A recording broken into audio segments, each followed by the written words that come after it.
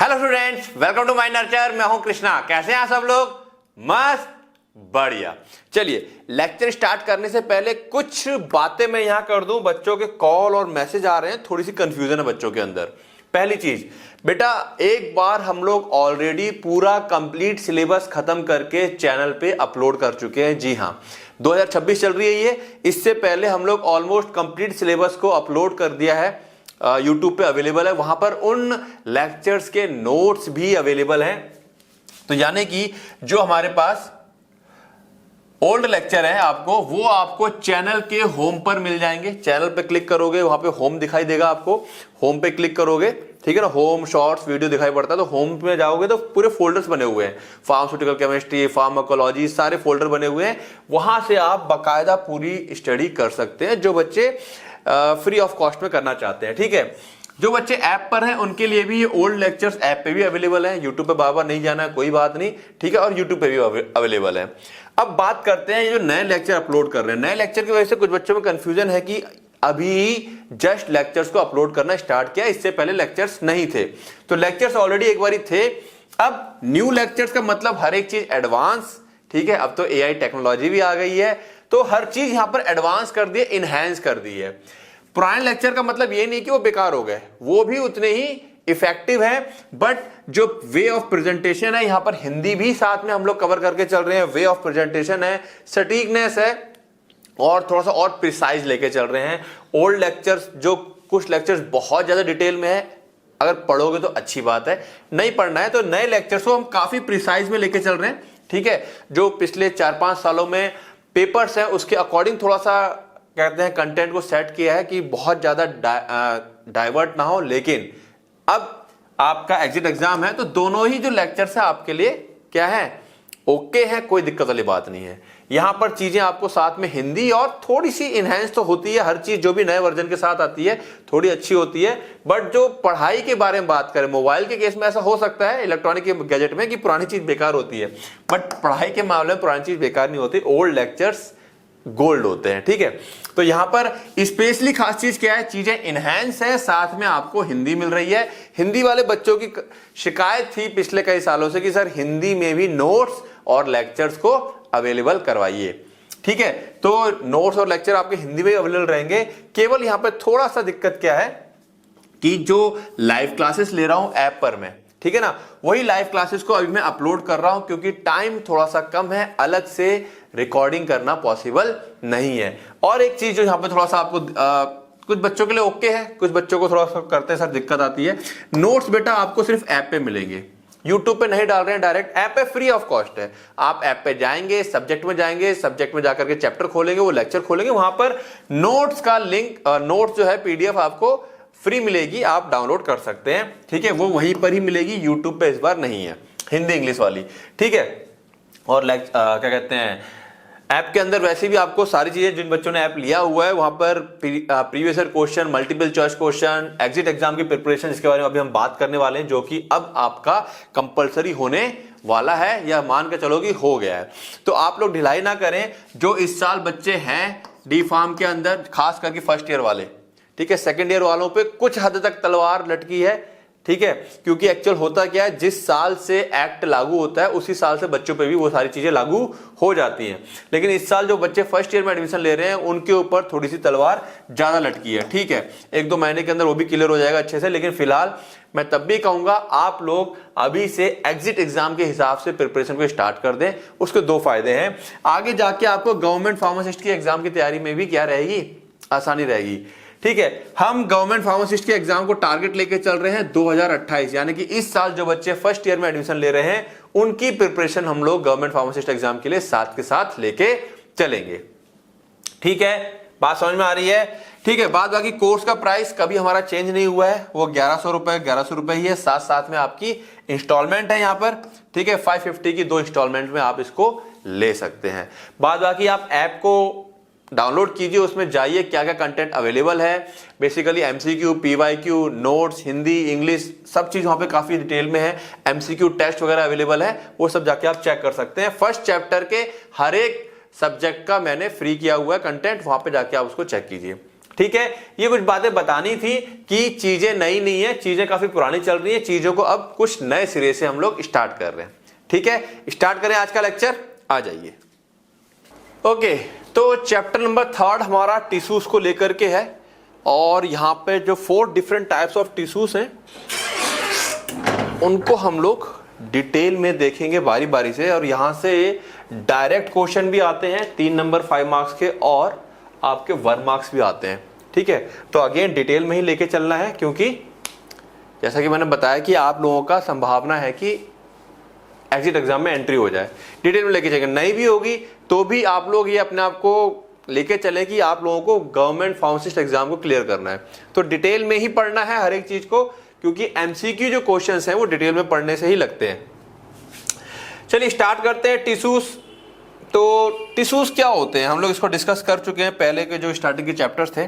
ठीक है, हमने वहां पे सेल्स पढ़े थे, बेसिक सेल्स क्या होते हैं, बिल्डिंग ब्लॉक ऑफ लाइफ होते हैं, बिल्डिंग ब्लॉक ऑफ लाइफ होते हैं, या इसको हम लोग कहते हैं basic structural and functional unit of life, है ना। एक और डेफिनेशन होती है इसकी, basic structural and functional unit of life. ठीक है, स्टार्टिंग के 2 चैप्टर में ये चीज हमको क्लियर हुई। और सेल, बहुत सारे सेल मिलके क्या बनाते हैं, जब बहुत सारे सेल आपस में मिल जाते हैं तो क्या बनाते हैं, टिश्यूज बनाते हैं। तो टिश्यूज की कुछ खासियत क्या होती है, पहली चीज ग्रुप होता है, और किस टाइप का ग्रुप होता है, सेल्स का होता है। कैसी सेल्स होती हैं, सेम टाइप की, सिमिलर टाइप की, group of similar sales.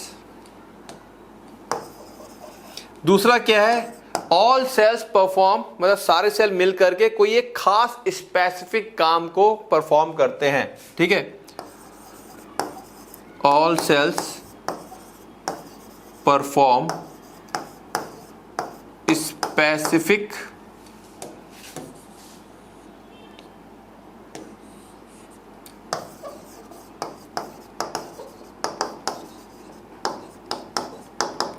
Function. ये बेसिक डेफिनेशन हम लोगों ने चैप्टर नंबर 1 और 2 से कवर कर ली थी। यहां पर जो हम आगे चलेंगे, टिश्यू की जो स्टडी होती है उसको हम लोग क्या बोलते हैं, उसको हम लोग हिस्टोलॉजी बोलते हैं। एमसीक्यू में कवर किया था, पढ़ाया भी था। हिस्टोलॉजी क्या होती है, स्टडी ऑफ टिश्यूज होती है। यहां पर अब टिश्यूज के टाइप्स, ठीक है, जो कि बेसिकली 4 टाइप्स होते हैं, और उसके सब टाइप्स, उसके अंदर क्या क्या चीजें हैं, वो सारी चीजें आने वाली हैं। तो चलिए स्टार्ट करते हैं। तो एपिथेलियल टिश्यू हिंदी में क्या कहते हैं, उपकला ऊतक।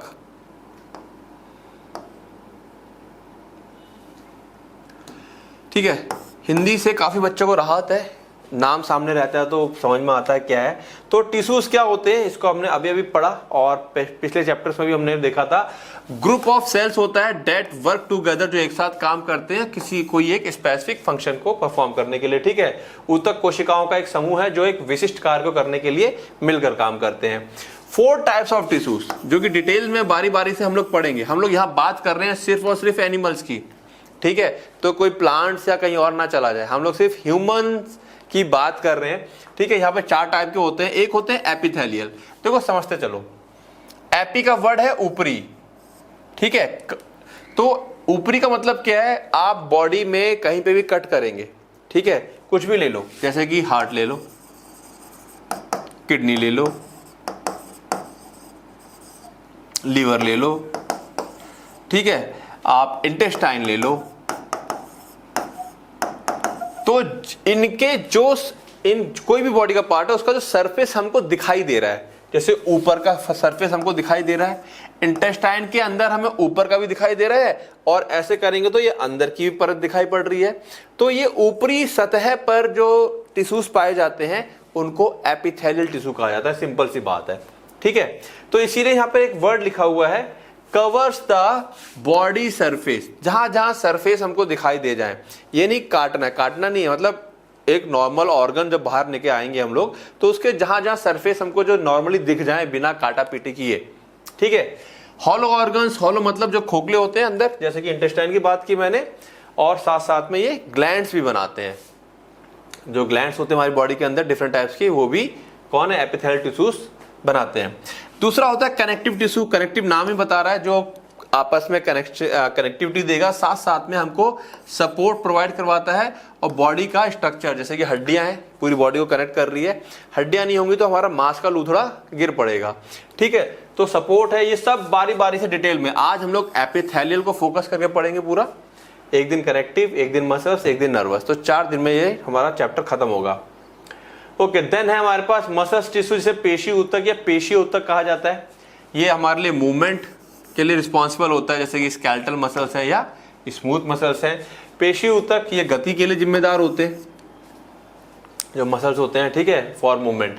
नर्वस टिश्यू, इनका मेन काम क्या है, transmit signals for communication and coordination through out the body. पूरी बॉडी में सिग्नल्स को क्या है, शरीर में संचार और समन्वय के लिए संकेतों का संचरण करता है। पूरी बॉडी में संकेत भेजेगा, मैसेज भेजेगा, सिग्नल भेजेगा, पूरी बॉडी की एक्टिविटीज को कोऑर्डिनेट करेगा। मैं बोल रहा हूं, सोच रहा हूं, मेरे हाथ ऐसे हो रहे हैं, पेनों उंगली के बीच में पेन फंसा है, तुरंत कोई वर्ड आता है तो मैं लिखता हूं, ये क्या हो रही है, ये सारी एक्टिविटीज मेरी कोऑर्डिनेट हो रही है, ठीक है। कौन करता है, नर्वस सिस्टम करता है, ठीक है। ये बेसिक चीजें।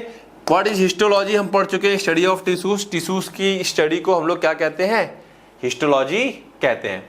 क्लियर। तो बेसिक एक डेफिनेशन अगर आती है टिश्यू क्या है, तो आप एक लाइन में ये लिख देंगे, एग्जाम्पल दे सकते हैं, ठीक है। अब टिश्यू आया है, तो टिश्यू में देखो एक चीज तो हमें समझ में आ रही है कि ढेर सारे सेल्स हैं, सेल्स हैं, सेल्स हैं, बहुत सारे सेल्स से मिल करके एक टिश्यू बना हुआ है। अब है क्या, ये सेल्स आपस में जुड़े कैसे हुए हैं, इनके बीच में जो जॉइंट है, इनके बीच का जो जंक्शन है, उसके ऊपर भी क्वेश्चंस आते हैं, और वो कई बार बच्चे मिस कर देते हैं, 1 मार्क्स क्वेश्चन आता है उससे। टिश्यू है तो टिश्यू में बहुत सारे सेल्स होंगे, वो सेल आपस में कैसे जुड़े हुए हैं, उनका जो जंक्शन है, 2 सेल्स के बीच का जो जंक्शन है, ठीक है, जॉइंट है, उसके बारे में बात करने जा रहे हैं। तो क्या बोल रहा है, सेल जंक्शंस आर स्ट्रक्चर्स, ये खास तरह के स्ट्रक्चर्स होते हैं जहां पे इनका जॉइंट होता है, ठीक है, जो कि कनेक्ट करते हैं सेल्स टू ईच अदर, एक दूसरे सेल्स को जोड़ने का काम करते हैं। इसको हम ऐसे समझ सकते हैं कि मान लो 2 कमरे हैं और उनके बीच में एक दरवाजा है, तो दीवार से तो हम घुस नहीं सकते हैं, केवल दरवाजे ही खोल के एक कमरे से दूसरे कमरे में जा सकते हैं। तो दरवाजा क्या हो गया, 2 कमरों के बीच का जंक्शन हो जाएगा, ठीक है।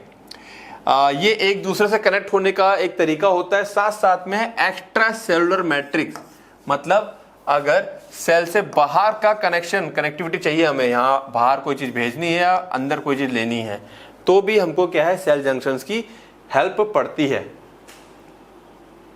तो बात करें टाइप्स ऑफ सेल जंक्शन की, यहां से क्वेश्चन आता है, समझना क्वेश्चन कैसे आएगा। सबसे पहले है टाइट जंक्शन। सबसे पहले तो 3 नाम याद करें, टाइट जंक्शन, एंकरिंग जंक्शन जो जोड़ने काम करता है, और लास्ट में हमारे पास आता है गैप जंक्शन, ठीक है। अच्छा, इसको वो नहीं बोल्ड करना भूल गया। 3 टाइप के हैं, टाइट, एंकरिंग और गैप जंक्शन। अब इसके सब टाइप्स देख लेते हैं, सब टाइप्स हमारे बीच वाले के मिलेंगे। अदरवाइज टाइट जंक्शन से नाम समझ में आ रहा है, टाइट एकदम टाइट होते हैं, इनके बीच में किसी भी टाइप का गैप नहीं होगा, किसी भी टाइप का गैप नहीं होगा, तंग संधियां कहा जाता है।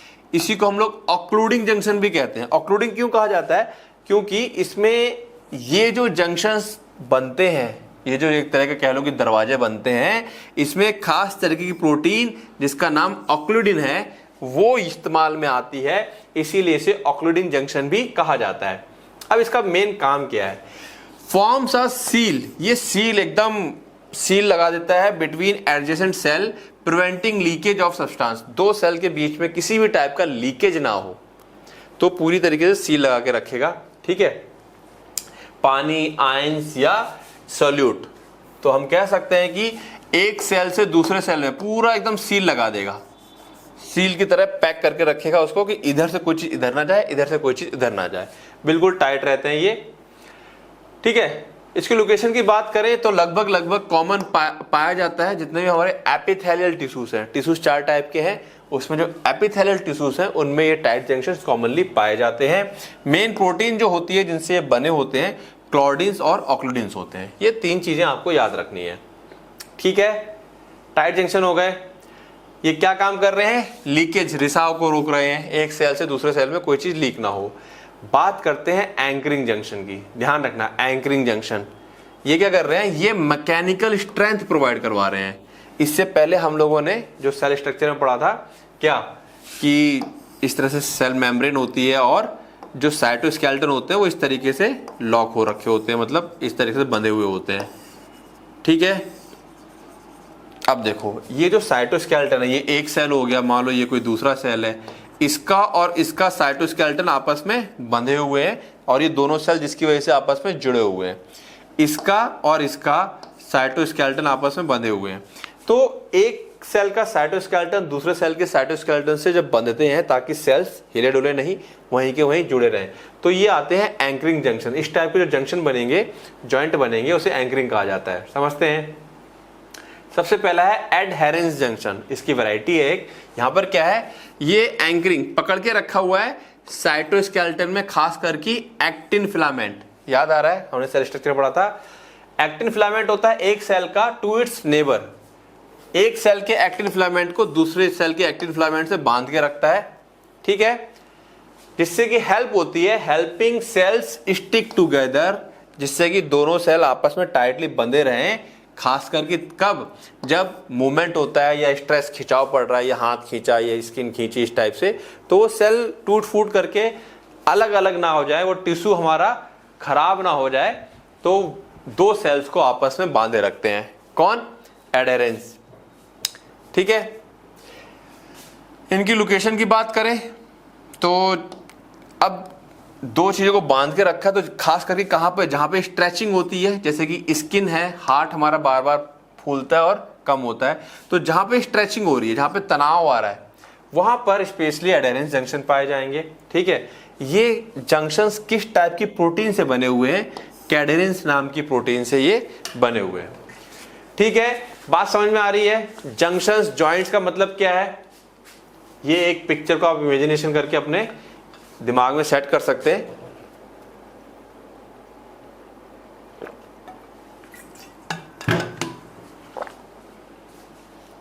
ओके, नेक्स्ट आते हैं। दूसरा जंक्शन है हमारे पास डेस्मोसोम्स, जिसको हम लोग मैक्यूला एडहेरेंस भी कहते हैं। क्या काम है इसका? Same, providing mechanical strength. इस बार यहां पर क्या है? ये भी वही सेम काम कर रहा है, मैकेनिकल स्ट्रेंथ प्रोवाइड करवा रहा है, लेकिन इस बार यहां पर क्या है? Intermediate filaments. 3 टाइप के हमने फिलामेंट्स पढ़े थे, यहां पर 2 आजू बाजू वाले सेल के इंटरमीडिएट फिलामेंट्स को पकड़ा हुआ है, ठीक है। अगेन ये भी कहां पर? जहां पर स्ट्रेच रहेगा, जैसे हार्ट मसल्स हैं, स्किन है या यूट्रस है, वहां पर ये पाए जाएंगे। यहां पर जो प्रोटीन मेन काम करेगी जॉइंट बनाने का, डेस्मोग्लिन्स और डेस्मोकोलिन्स, ये 2 प्रोटीन्स काम करती हैं। ये प्रोटीन्स कौन सी होती हैं अभी तक क्वेश्चन नहीं आया है, थोड़ा सा डीप लेवल है ये, ठीक है। बट अब हम इसको करते चल रहे हैं साथ के साथ। पहले भी मैं पढ़ाया है, जब भी पढ़ाया इसको पढ़ाया है साथ में, क्योंकि अब एग्जिट एग्जाम है, तो एग्जिट एग्जाम का हमें नहीं पता वो कितना डीप जाएंगे। नाउ हेमीडेस्मोसोम्स, यहां पर देखो हेमी कहा है, मतलब आधा, आधा मतलब यहां पे 2 सेल्स नहीं जुड़े हैं, यहां पे जो सेल है वो एक्स्ट्रा सेलुलर मैट्रिक्स, ये सेल और नीचे जो मैट्रिक्स होता है ना, मतलब एक तरह का मेम्ब्रेन होती है, ठीक है, उससे जुड़ा होता है, दूसरे सेल से कनेक्ट नहीं है, जिसको हम बेसमेंट मेम्ब्रेन भी कहते हैं, उससे जो जुड़ाव होता है, इसीलिए उसको हेमी कहा गया, hemidesmosomes, rather than to neighbouring cells. Neighbouring बाजू वाले सेल से नहीं जुड़ेगा, ठीक है ना। तो क्या कोशिकाओं को पड़ोसी कोशिकाओं से जोड़ने की बजाय बाह्य कोशिकाएं मैट्रिक्स जैसे बेसमेंट मेम्ब्रेन से जोड़ते हैं, ठीक है। कहां पाए जाते हैं? ऑब्वियसली बात है, एपिथेलियल सेल में पाए जाते हैं। यहां पर जो प्रोटीन काम करता है वो कौन सा है? इंटीग्रिन्स नाम का प्रोटीन ये वाले जंक्शन बनाता है, ठीक है। अब एक सवाल ये है कि अगर हर टाइप से, ये बीच वाला तो हमने देखे क्या, सबसे ऊपर वाला टाइट जंक्शन, वो कुछ भी आदान प्रदान नहीं होने दे रहा, एंकरिंग वाले सिर्फ जोड़ के रख रहा है, तो फिर एक सेल दूसरे सेल से अपना आदान प्रदान चीजों को कैसे लेता है? तो एक और टाइप के जंक्शन होते हैं गैप जंक्शंस। यहां पर हम कह सकते हैं दो सेल्स के बीच में एक गैप सा रहता है, ठीक है, एक गैप सा रहेगा जिसके माध्यम से ये कोई चीज जो है अपना गेट रहेगा, एक कोई चीज आदान प्रदान करनी है तो वो आदान प्रदान करते हैं, अपना लेते देते रहते हैं, ठीक है। तो फंक्शन क्या है, allow direct communication between adjacent sales. ये जो गैप जंक्शन है, गैप समझ में आ रहा है, तो इसका मतलब गैप है यहाँ पर डायरेक्ट कोई चीज, कैल्शियम है, सिग्नल भेजना है, तो डायरेक्ट एक सेल से दूसरे सेल इस जंक्शन के माध्यम से जाता है, ठीक है। ओके, कॉमन कहाँ पाए जाते हैं ये, सच एस कार्डियक मसल्स हैं, स्मूथ मसल्स हैं, जहां कहीं भी सिग्नल वाला काम है वहां पे रहेंगे ये। यहाँ पर जो प्रोटीन है कनेक्शन बन रहा है, तो प्रोटीन का नाम याद रखना आसान है, कनेक्शंस नाम के प्रोटीन गैप जंक्शन बनाते हैं। तो 3 जंक्शन में से कौन से जंक्शन है जिनके माध्यम से कोई चीज या सब्सटेंस एक सेल से दूसरे सेल में आ जा सकती है, तो वो कौन से हैं, गैप जंक्शन, ठीक है। चलें आगे। ओके, तो जंक्शंस जो हैं हमारे टॉपिक में डायरेक्ट मेंशन नहीं है, बट इसके ऊपर कई बार एक आध क्वेश्चन डायरेक्ट हेडिंग से आए हुए हैं, गैप जंक्शन वगैरह। तो जंक्शंस के बारे में आपको एक मोटा मोटा आइडिया होना चाहिए कि जंक्शंस क्या होते हैं। अब हमारे पास आता है मेन, भाई टिश्यू है क्या, टिश्यू की क्लासिफिकेशन करके बताइए। तो देखो टिश्यू की क्लासिफिकेशन बड़ी सिंपल है, मैं हर साल बताता हूं बच्चों को, तुम लोगों को बता रहा हूं, कुछ नहीं करना इसमें, तरीका मैं आपको बता दे रहा हूं। ये रहा हमारा एक चार्ट, ठीक है, पूरा एक सारा, ये तो आप एक पेज में बना के याद कर सकते हो। उसके बाद क्या है, 4 ये बनाए, इसका भी चार्ट बना के दिखाया हुआ है। इसी तरीके से बस ये याद कर लेना है। क्वेश्चन अगर आता है right a short note on या क्लासिफिकेशन ऑफ टिश्यू, क्वेश्चन आ गया क्या, क्लासिफिकेशन ऑफ टिश्यू, तो यहां पर आप सबसे पहले क्या कर दोगे, टिश्यू को डिफाइन कर दोगे। डिफाइन करने के बाद अगर आप सिर्फ मात्र इतना चार्ट बना के आ गए, चार्ट में आपको डायग्राम नहीं बनाना, फिर बता रहा हूं मैं, डायग्राम तो यहां पर मैं बना दिया हूं, केवल क्या एपिथेलियल लिखा, 4 लाइनें मारी, स्क्वेमस, कोबॉइडल, कॉलमनर, सिलिएटेड, ग्लैंडुलर, खत्म। इवन एक्सप्लेन करने की भी जरूरत नहीं है, क्योंकि क्लासिफिकेशन पूछ रहा है, एक एक लाइन में डिफाइन कर सकते हो तो अच्छी बात है, अदरवाइज आपको ये चार्ट याद रखना है। 4 टाइप्स के टिश्यूज, एपिथेलियल, दूसरा मस्क्यूलर, कनेक्टिव, और चौथा नर्वस टिश्यूज। तो 4 टाइप्स के टिश्यूज पाए जाते हैं हमारी बॉडी के अंदर, और ये आप लोगों को याद होने चाहिए, ठीक है।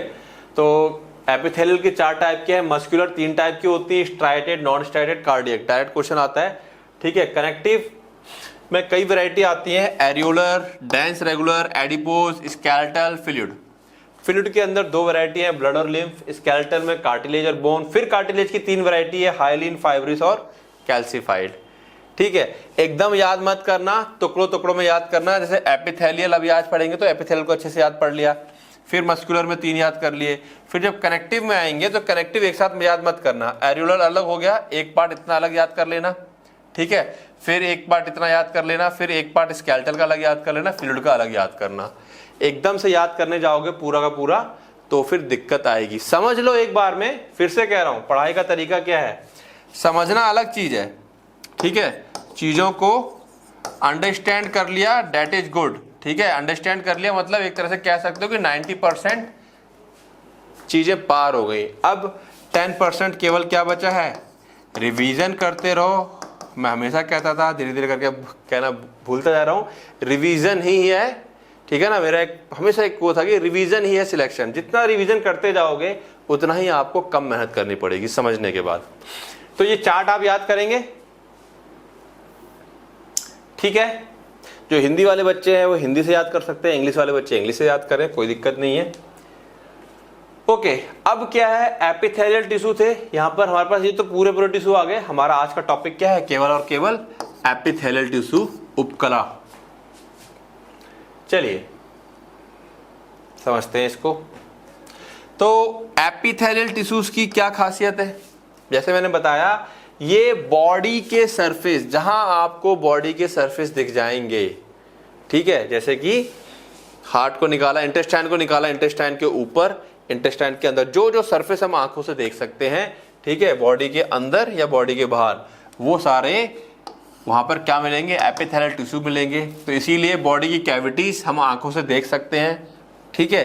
और जो ग्लैंड साथ साथ में क्या बनाते हैं, ग्लैंड्स भी बनाती हैं। ये इसकी स्पेशल बात है। Okay, it serves critical functions, ये बहुत ही खास फंक्शन करते हैं, जैसे कि प्रोटेक्शन, सिक्रीशन, एब्जॉर्प्शन, सेंसेशन। अभी डिटेल में लास्ट में देखेंगे इसके फंक्शन में अलग से।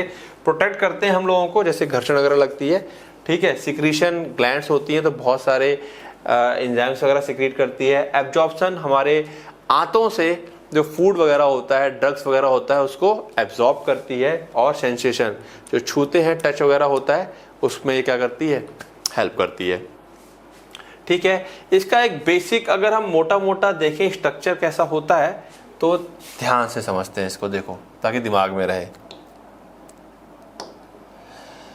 जो एपिथेलियल टिश्यू है हमारे पास, ये एपिथेलियल सबसे ऊपर का इतना भाग, ठीक है ना, और इसका सबसे ऊपर का हिस्सा उसको हम एपिकल सरफेस बोल सकते हैं, ठीक है। और ये साइड वाले हिस्से जो होते हैं उसको लैटरल सरफेस बोल सकते हैं। टॉप वाले को एपिकल बोल दिया, जो नीचे वाला हिस्सा है उसे बेसल सरफेस बोल दिया। ये तो नाम से क्लियर हो गया, ठीक है। अब वेरी इंपॉर्टेंट, यहाँ ये कॉन्सेप्ट दिमाग में रखना, जो एपिथेलियम हमारा टिश्यू है वो एक मेम्ब्रेन होती है उसके नीचे, जिसको कि हम लोग कहते हैं बेसमेंट मेम्ब्रेन। बेसमेंट मेम्ब्रेन के दो हिस्से हैं, याद करो, ठीक है। अदरवाइज हमेशा ध्यान रखना, हमारे जो एपिथेलियल टिश्यू होता है वो बेसमेंट मेम्ब्रेन के ऊपर चिपका हुआ है। जो हेमीडेस्मोसोम्स होते हैं वो इन सेल्स को इसी मेम्ब्रेन से चिपका के रखने का काम करते हैं, हेमीडेस्मोसोम्स। बेसमेंट मेम्ब्रेन के दो पार्ट होते हैं, बेसल लमेला ऊपर वाला हिस्सा और रेटिकुलर लमेला नीचे वाला हिस्सा। अब ये याद करो ना करो इतना इंपॉर्टेंट नहीं है, ये नहीं आता है, पूछते नहीं है, बट डिटेल में बता दिया। बेसमेंट मेम्ब्रेन के भी दो पार्ट होते हैं, आपको याद क्या रखना है, एपिथेलियल टिश्यू किसके ऊपर चिपका हुआ होता है, बेसमेंट मेम्ब्रेन के ऊपर। ओके, अब जो बेसमेंट मेम्ब्रेन है वो रखी होती है हमारे कनेक्टिव टिश्यू के ऊपर। तो नीचे दूसरे टिश्यू आ जाएंगे, यहीं से हमारे ब्लड वेसल्स और ये न्यूरॉन्स, नर्व्स वगैरह जाती हैं और क्या करती हैं, सिग्नल वगैरह, मतलब जो भी नर्व्स वगैरह है जैसे अपना काम करेंगी। तो ये हमारा मोटा मोटा एक है कि एपिथेलियल टिश्यू है और बेसमेंट मेम्ब्रेन पर रखा हुआ है, उसके नीचे हमारे कनेक्टिव टिश्यू होते हैं, ठीक है। नाउ अगर हम बात करें इनके क्लासिफिकेशन की, एपिथेलियल टिश्यूज का क्लासिफिकेशन, वैसे तो वो 4 टाइप के हैं, स्क्वेमस वगैरह इस टाइप से, लेकिन अगर मैं बात करूं इसको हम लोग इसके शेप और लेयर के हिसाब से 2 भागों में तोड़ सकते हैं। शेप के हिसाब से समझो, based on shape, cell shape के आधार पर अगर हम बात करें तो स्क्वेमस मतलब चपटे, चपटा समझते हो, चपटे चपटे हैं ये, ठीक है। क्यूबॉइडल, क्यूब शेप के हैं ये, हम देख सकते हैं जैसे क्यूब होता है, ये क्यूब होता है इस टाइप से, ठीक है। तो ये आप लोग देख सकते हैं इधर पे, ये हमारे पास क्यूब बना हुआ है, ठीक है। कॉलमनर, खंबा टाइप, लंबे लंबे, ध्यान रखना देगा, ठीक है ना। और सबके सब नीचे बेसमेंट, हर एक सेल, एक एक सेल, ठीक है, किससे जुड़ा हुआ है, बेसमेंट मेम्ब्रेन से जुड़ा हुआ है, ठीक है। उसी को यहाँ पे मैंने एक्सप्लेन कर दिया है। स्क्वेमस फ्लैट और पतले सेल्स होते हैं, कहाँ पाए जाते हैं, इसके ऊपर आपका 1 मार्क्स क्वेश्चन आता है। फिर से लिख लो कॉपी के ऊपर, कौन से टाइप का टिश्यू कहाँ पाया जाता है। जैसे squamous, lining of blood vessel, lining मतलब परत, जो ब्लड वेसल्स की परत होती है वहां पाए जाते हैं। क्यूबॉइडल, किडनी में पाए जाते हैं। Columnar, lining of the digestive tract, यानी कि हमारे पाचन तंत्र में पाए जाते हैं, ठीक है। यहाँ पे डायग्राम होना चाहिए था, कहाँ गया, अच्छा वो बाद में आएगा डायग्राम, ठीक है। एक होता है ट्रांजिशनल, ठीक है। ट्रांजिशनल में क्या होता है, cells that change shape, cell अपना शेप बदलेगा, तो आंसर है यस।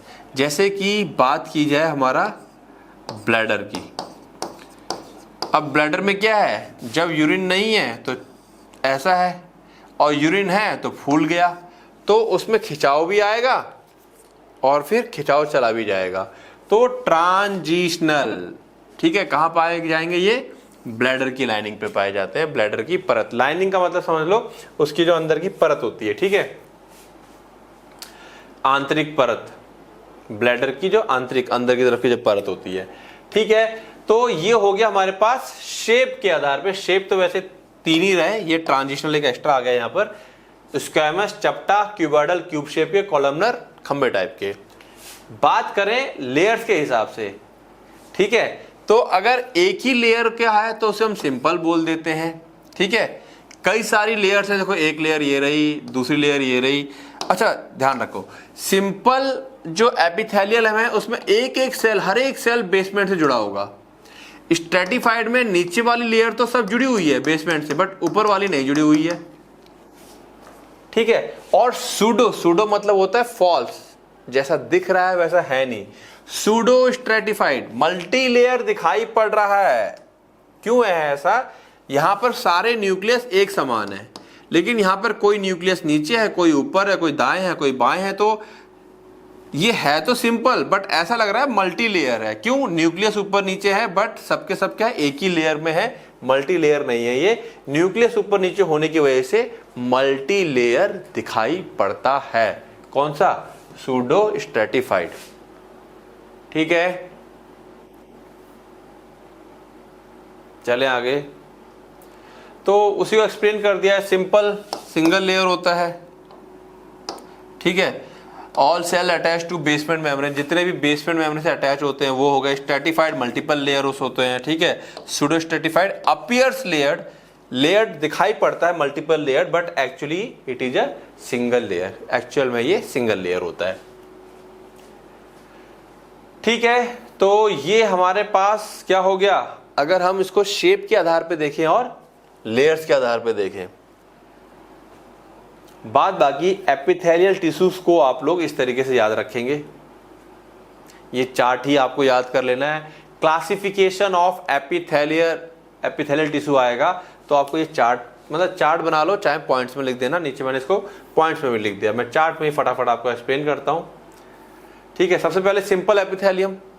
सिंपल के कॉमन फीचर क्या है? सिंगल लेयर होते हैं ये, ठीक है। सिंगल लेयर है, इनका मेन फंक्शन क्या रहेगा? सिंगल लेयर है तो एब्जॉर्ब करना, कोई चीज एब्जॉर्ब करना आसान है, सिक्रीट करना। अगर कोई चीज अंदर बनाई है, ग्लैंड्स की लेयर है, तो वहां से कोई चीज निकालनी आसान हो जाएगी, और फिल्टर, चीजों को फिल्टर करना आसान होता है। अब ये हमारे पास 4 टाइप से हैं। सिंपल स्क्वैमस, चपटे चपटे हैं। सिंपल क्यूबॉइडल, क्यूब शेप के हैं। सिंपल कॉलमनर, देखो कॉलमनर में ही हमारे पास एक वैरायटी आ जाती है। अगर उसके ऊपर सीलिया लगा हुआ है तो हम इसको सिंपल कॉलमनर सीलिएटेड बोल देते हैं, सीलिएटेड बोला जाता है, ठीक है। सूडो स्ट्रेटिफाइड वही आ गया, यहाँ पर क्या है, सेल ऊपर नीचे दिखाई पड़ रहे हैं हमको मल्टी लेयर, बट ये है नहीं। तो करना क्या आपको, सिंपल एक लाइन में उसको डिफाइन कर दिया। स्ट्रक्चर क्या क्या देना है, कभी भी किसी कोई टिश्यू के बारे में पूछा जाएगा, स्ट्रक्चर बताओगे, उसकी लोकेशन बताओगे। स्ट्रक्चर, लोकेशन और तीसरा फंक्शन, बस खत्म, इससे ज्यादा कुछ नहीं देना। स्ट्रक्चर, लोकेशन, फंक्शन, यहीं से क्वेश्चन भी आएगा। और 1 मार्क्स क्वेश्चन जो आता है वो आपका लोकेशन से आता है, भाई ये कहां पाए जाते हैं, ये आपको याद करना पड़ेगा, ध्यान रखना, ठीक है। सिंपल क्यूबॉइडल सिंगल लेयर होता है, क्यूब शेप का होता है। लोकेशन कहाँ है? Kidney, duct of gland, ovary, ovary के सरफेस पे पाया जाता है। फंक्शन सिक्रीशन और एब्जॉर्प्शन, ठीक है, सिक्रीट करते हैं और एब्जॉर्ब करते हैं।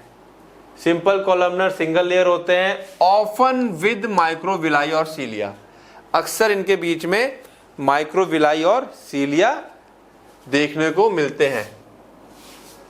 लोकेशन कहाँ है? Lining of the digestive tract, हमारे पेट में आंतों में पाया जाता है। फंक्शन क्या है? Absorption, secretion, protection. बात समझ में आ रही है? इसी तरह सूडो की बात करेंगे।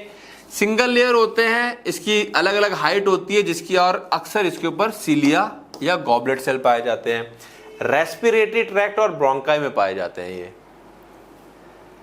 तो रेस्पिरेटरी ट्रैक्ट, ब्रोंकाई में क्या करेंगे? म्यूकस को सिक्रीट करेंगे और पार्टिकल, सीलिया, यहाँ पर जो कई बार पार्टिकल से गंदगी होती है ना, उसे मूव कराते हैं आगे की तरफ। अब बात करें अगर हम स्ट्रेटिफाइड एपिथेलियम की, यहां पर क्या है? Multiple layer. मल्टीपल लेयर है तो क्या काम करेंगे? हमको बचाएंगे, घर्षण वगैरह लगता है, फोर्स लगता है, टकराव होता है, ठीक है। और जो टूट फूट होती है उससे बचाते हैं कि अंदर के टिश्यूज डैमेज ना हो, यही ऊपर के सेल्स डैमेज हो। तो यहाँ पे सेम वही आएंगे। अगर स्क्वैमस सेल्स की मल्टीपल लेयर है तो स्ट्रेटिफाइड स्क्वैमस, क्यूबॉइडल सेल्स की मल्टीपल लेयर है तो स्ट्रेटिफाइड क्यूबॉइडल, ठीक है। कॉलमनर सेल्स के वो है मल्टीपल लेयर्स है एक के ऊपर एक तो स्ट्रेटिफाइड कॉलमनर। और ट्रांजिशनल एपिथेलियम जो मैंने बताया, यहाँ पर ये मल्टी लेयर होती है, इनका शेप अलग अलग होता है। तो अगेन वही चीज, multiple layer of flat cell, flat cell का मल्टीपल लेयर होता है। कैन बी केराटिनाइज्ड और नॉन केराटिनाइज्ड। केराटिन जो होती है ना प्रोटीन हमारे कहाँ, स्किन पे और नेल्स में पाई जाती है, तो केराटिनाइज हो सकती है और नॉन केराटिनाइज दोनों हो सकती हैं।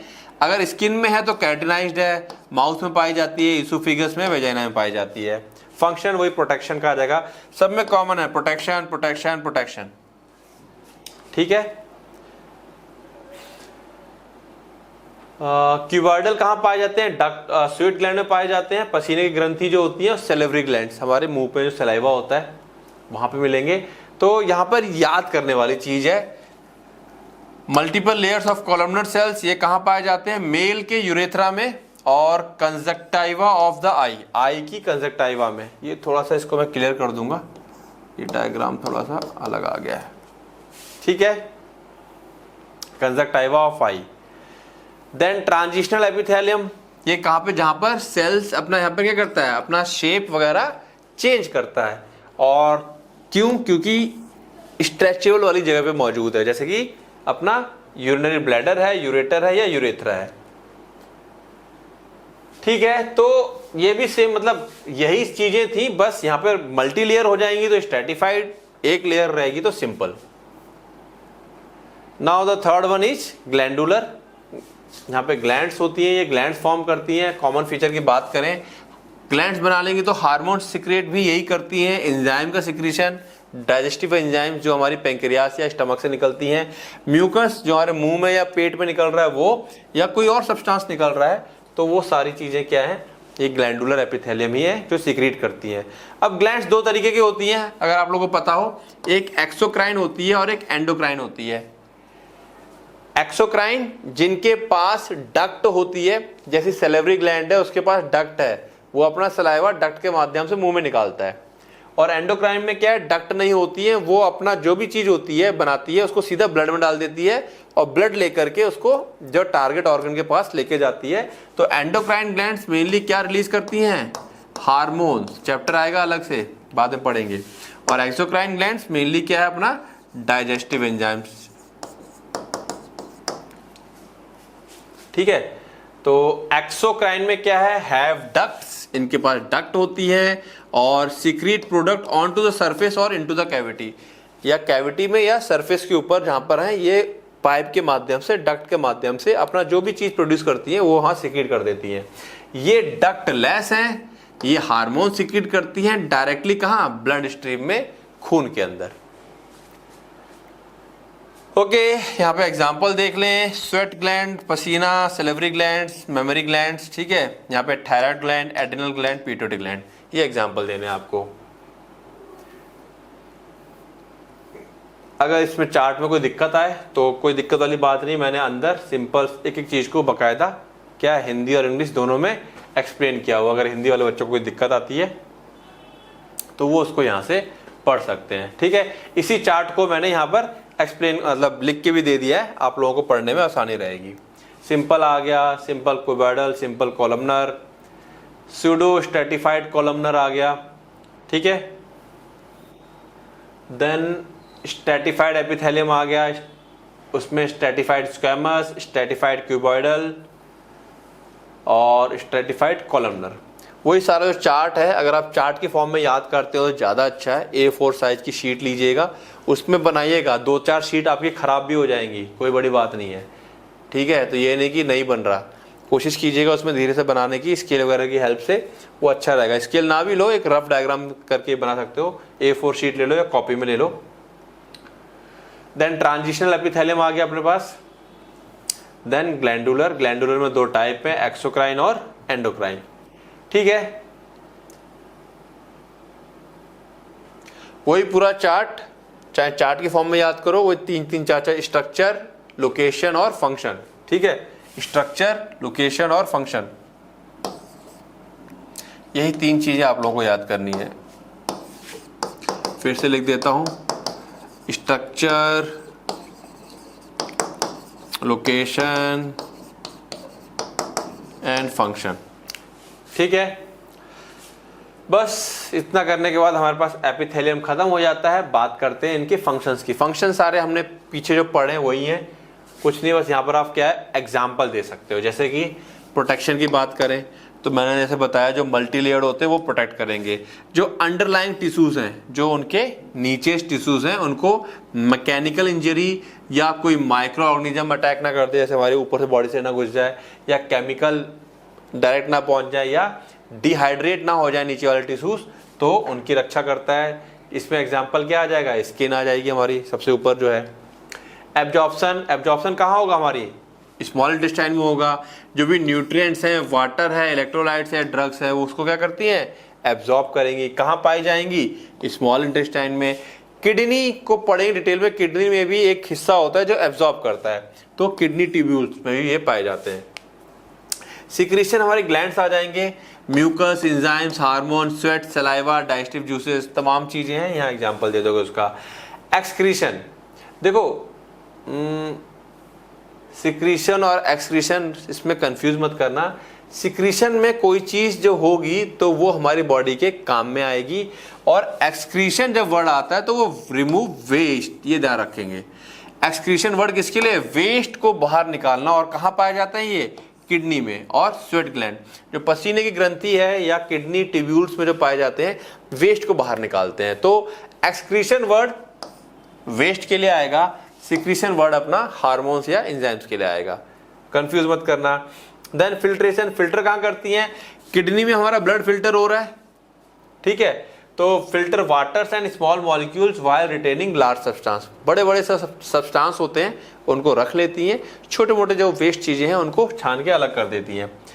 डिफ्यूजन, डिफ्यूजन याद आ रहा है, from higher concentration to lower concentration. कहाँ पर होगा ये, ऑक्सीजन, कार्बन डाइऑक्साइड और न्यूट्रिएंट्स और वेस्ट सेल्स के मतलब जो इंट्रासेलुलर वो है दो सेल्स के बीच,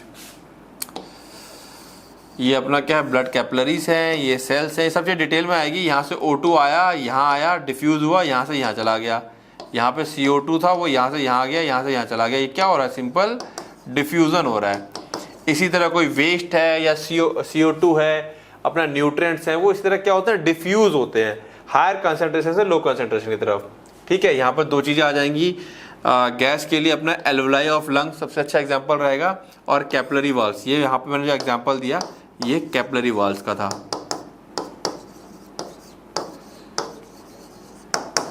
ठीक है, क्लियर है बातें। सेंसरी, टच, पेन, प्रेशर है ना, ये सब चीजों को फील करते हैं, सेंसेशंस वगैरह। Detect touch, pressure, pain, temperature, smell, taste, हर जगह एपिथेलियल टिश्यू पाए जाते हैं। तो यहाँ पे स्किन को टच होता है, नोज में स्मेल आता है, टेस्ट पर जीभ में पाए जाते हैं। लुब्रिकेशंस, जो म्यूकस सिक्रीट होता है तो बॉडी सरफेस को लुब्रिकेट करता है। हम जो खाना खाते हैं उसको लुब्रिकेट करता है। तो रेस्पिरेटरी, नाक में आप लोग देखोगे हमेशा हल्की हल्की गीली सी रहती है, क्यों, क्योंकि डस्ट पार्टिकल को पकड़ना होता है। डाइजेस्टिव ट्रैक्ट, वो हमेशा हल्का सा गीला रहेगा, अदरवाइज खाना हम खाएंगे तो रगड़ के जाएगा और छिल जाएगा। ठीक है, मूवमेंट ऑफ मटेरियल्स, जो सीलिएटेड एपिथेलियल सेल्स होते हैं वो मूवमेंट, जो पार्टिकल्स होते हैं उनको मूव करते हैं। जैसे म्यूकस है, कफ वगैरह बाहर आता है, डस्ट वगैरह है, माइक्रो ऑर्गेनिज्म है, या ओवम, फ्लैपियन ट्यूब्स जो होती है फीमेल्स की, उसमें जो ओवम आगे मूव करता है वो सीलिएटेड एपिथेलियम उनको आगे धक्का मारते हैं मूव कराने के लिए। ठीक है, ट्रैकिया आ गया म्यूकस के लिए, डस्ट के लिए, और फ्लैपियन ट्यूब आ गया ओवा के लिए। बैरियर फंक्शन, कुछ चीजों को रोकता भी है, कैसे, intestinal epithelium and blood brain barrier. Blood brain barrier आप लोगों में अभी नहीं पढ़ा हुआ है, हाँ इसको बताता हूं मैं। इंटेस्टाइनल एपिथेलियम मतलब एक तरह से बैरियर का भी ये काम करते हैं, हर एक चीज को अंदर एंट्री नहीं दे रहे हैं। एक बैरियर पाया जाता है ब्रेन में, ठीक है, वो रोकता है हर तरह की चीज को ब्लड से ब्रेन के अंदर डिफ्यूज होने के लिए, कि हर एक चीज ब्लड से ब्रेन के अंदर ना चली जाए। कुछ खास खास चीजें, कुछ खास तरह के ड्रग्स ही ब्रेन में जा पाते हैं, हर तरह की दवाई भी ब्रेन में नहीं जा पाती है। ये चीज डिटेल में आएगी आपकी सेकेंड ईयर में जब आप पढ़ोगे तब, ठीक है। तो एक तरह का बैरियर का भी काम करता है। तो टोटल 10 है, एटलीस्ट आप लोग यहाँ पर 6 पॉइंट, ठीक है। पॉइंट्स के बारे में आप लोग पहले बताया है, नहीं बताया तो फिर बता दूं, आप लोग पॉइंट्स में ही आंसर करेंगे, बेस्ट होता है, ठीक है। कोई भी क्वेश्चन का आंसर है उसकी शुरुआत उसमें डेफिनेशन में दोगे, शुरुआत में मतलब क्या दोगे, डेफिनेशन। और फिर जैसे मान लो फंक्शन बोला है तो फंक्शन में आप 1 2 3 4 5 और 6 पॉइंट, एक पॉइंट आपका हाफ मार्क्स का रहेगा जब तक कि बोला नहीं गया है। अगर वो बोल रहा है कि नहीं गिव ओनली 3 फंक्शन, तो एक पॉइंट आपका 1 नंबर का है। अगर उसने बोला नहीं है तो एक पॉइंट आपका आधा नंबर का होता है। आप केवल 6 पॉइंट दे के आएंगे, सीधा सीधा आपको 3 मार्क्स, इधर आपकी डेफिनेशन एडवांटेज में रहेगी, आपको पूरे फुल मार्क्स मिलेंगे।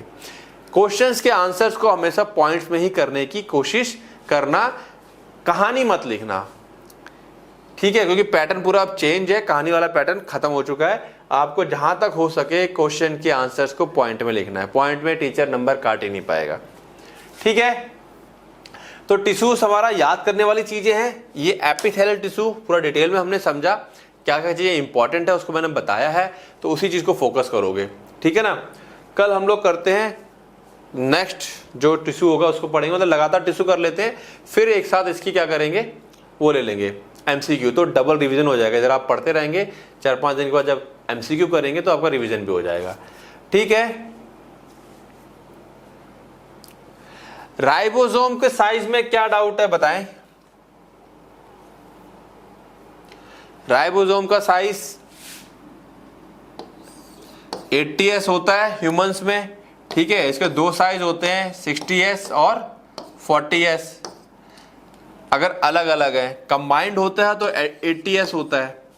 डाउट क्या है, डाउट क्लियर हुआ?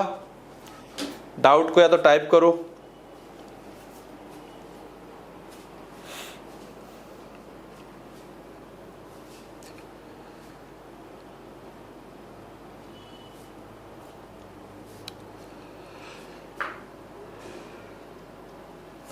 क्लियर हो गया?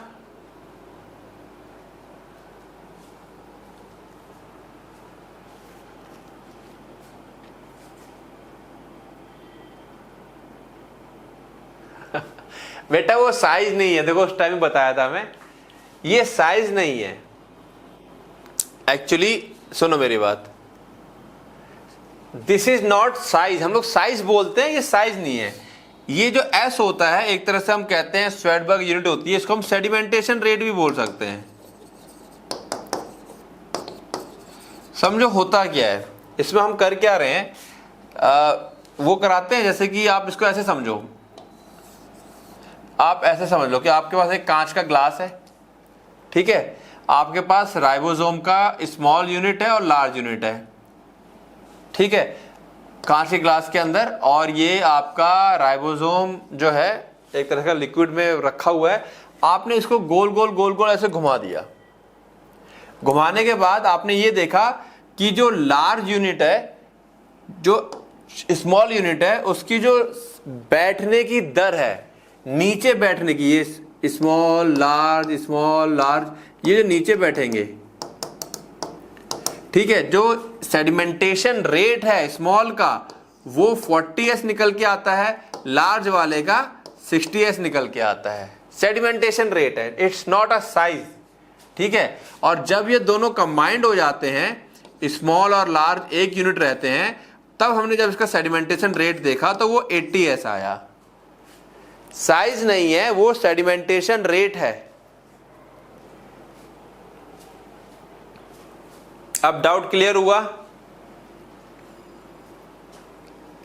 ठीक है, जैसे लेंथ और ब्रेथ ऐसे साइज होते हैं ना, वो ऐसी वो लेंथ ब्रेथ वाली साइज नहीं है वो। दीन बंधु डाउट क्लियर हुआ?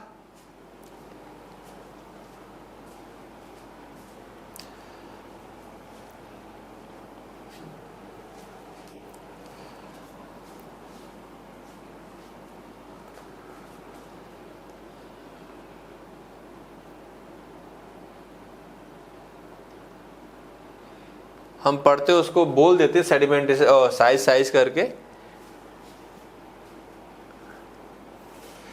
डाउट क्लियर है?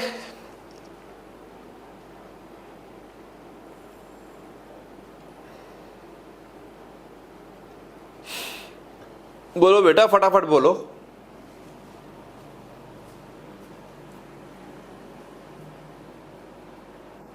चलिए ठीक है, गुड। डाउट जो भी हुआ करें, कोशिश क्या करो उसको क्लास से पहले ही ग्रुप पे डालने के लिए, तो उसको मैं स्टार्टिंग में ही क्लियर कर दिया करूंगा, ठीक है ना। चलिए मिलते हैं कल, तब तक पढ़ो, रिवाइज करो। Okay, good night.